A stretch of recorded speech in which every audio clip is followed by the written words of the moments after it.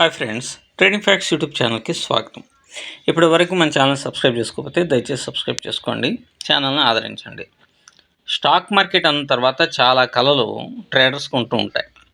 ఒక 50,000 రూపాయల పెట్టుబడితో ప్రపంచాన్ని జయించవచ్చు అన్నట్టుగా స్టాక్ మార్కెట్లోకి ఎంటర్ అయ్యి కోట్లు సంపాదించుకోవాలనే ఆలోచనలు చాలామంది ట్రేడర్స్ చేస్తూ ఉంటారు. ఇంత సంపాదించాలి అనేటువంటి ఒక కాన్సెప్టే ఈ స్టాక్ మార్కెట్లో మనం ఫెయిల్ అయ్యేటట్టుగా చేస్తూ ఉంటుంది. ఓ టార్గెట్ బేస్డ్గా మనం ఎప్పుడైనా సరే స్టాక్ మార్కెట్లోకి దిగినప్పుడు ఆ టార్గెట్ అనేటువంటిది మన మీద ఎప్పుడు కూడా ఒత్తిడిని గురి చేస్తూ ఉంటుంది. కాబట్టి మనం ఇతరులు చెప్పినటువంటి మాటలని వీటన్నిటిని కూడా ఎక్కువగా పరిగణించకుండా మన స్వభావ సిద్ధంగా ట్రేడింగ్ని చేసుకుంటేనే సక్సెస్ అనేటువంటిది ఉంటుంది. అలాగే వాడెవడో సంపాదించాడు, వీడెవడో సంపాదించాడు అనేటువంటి కోణంలో మీ ట్రేడింగ్ జర్నీ కనుక మొదలెడితే అది ఎప్పటికీ కూడా సక్సెస్ఫుల్గా ఉండదు. ఫెయిల్యూర్స్ని ప్రతిసారి ఫేస్ చేయాల్సినటువంటి పరిస్థితి ఉంటుంది. అయితే స్టాక్ మార్కెట్లో సక్సెస్ కాలేరా అంటే ఖచ్చితంగా అవుతారు. ఇది 90% మన యొక్క సైకాలజికల్ స్టెబిలిటీపై ఆధారపడి ఉంటుంది.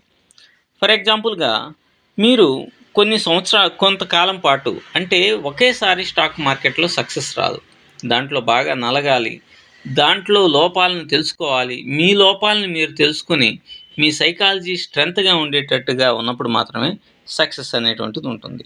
మీరు ట్రేడింగ్ జర్నీ అనేటువంటిది స్టార్ట్ చేసి ఒక 4 ట్రేడ్స్ చేశారు. అందులో 3 ఫెయిల్ అయినాయి, 1 సక్సెస్ అయింది. అంటే ఒకటి సక్సెస్ అయింది అని అంటే దాదాపుగా ఇంకొకటి ఫెయిల్యూరు. మీరు లాసు 2 ట్రేడ్స్కి వస్తుందన్నమాట.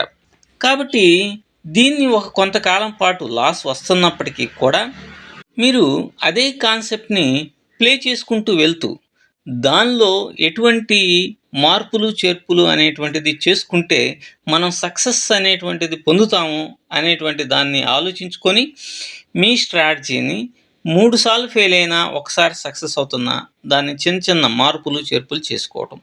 అంటే ఫర్ ఎగ్జాంపుల్గా మీరు మూవింగ్ యావరేజ్ని బేస్ చేసుకొని చేస్తున్నారు అనుకోండి, దానికి ఆర్ఎస్ఐనో లేకపోతే పివట్ పాయింట్స్నో లేకుంటే బొలింజర్ బ్యాండ్నో ఏదో ఒక దానిని అక్కడ అప్లై చేయటం ద్వారా మీ యొక్క స్ట్రాటజీని ఇంకొంచెం గ్రోత్ చేసుకోవచ్చు.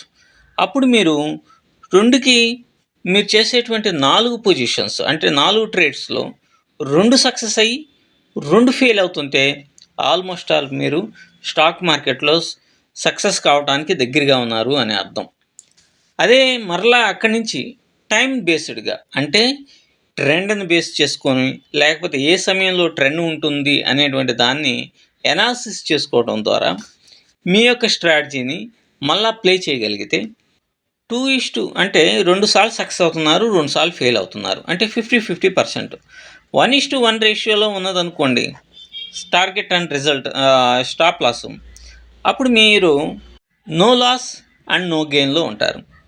అదే ఇప్పుడు 50% సక్సెస్ రేట్ ఉండి మీరు కనుక రిస్క్ రివార్డ్ అనేటువంటిది 1:2లో డిజైన్ చేసుకున్నారనుకోండి, అప్పుడేమవుతుంది, మీ యొక్క సక్సెస్ రేట్ మీరు కొంత ప్రాఫిట్లోకి రావడానికి అవకాశం ఉంటుంది.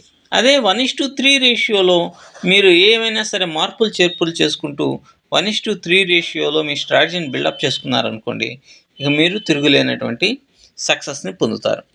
కాబట్టి ఎప్పుడైనా సరే మీరు ఒక ప్లాన్డ్గా పోతున్నప్పుడు స్టార్టింగ్లో మీకు లాసులు వచ్చినప్పటికీ కూడా మీరు ఎక్కడైతే 4 పొజిషన్స్ తీసుకున్నప్పుడు ఒక పొజిషన్ సక్సెస్ అనేటువంటిది అయ్యి 3 ఫెయిల్ అవుతుందో ఆ సిస్టమ్ని మార్పులు చేసుకుంటూ ఆ సిస్టమ్ పైన మీరు కనుక నమ్మకాన్ని ఉంచుకోగలిగితే ఆటోమేటిక్గా మీరు 90% స్టాక్ మార్కెట్లో సక్సెస్ అయినట్టే. దీన్ని 1:3లోకి తీసుకొని వెళ్ళారనుకోండి, అప్పుడు మీరు స్టాక్ మార్కెట్లో ఎదురులేని విధంగా లాభాలు ఆర్జించగలుగుతారు. కాబట్టి స్టాక్ మార్కెట్లో సక్సెస్ అనేటువంటిది మీ ఆలోచన విధానం మీద, మీరు ఫాలో అయ్యేటువంటి మెథడ్స్ మీద ఆధారపడి ఉంటుంది అని అర్థం చేసుకోండి. Thank you.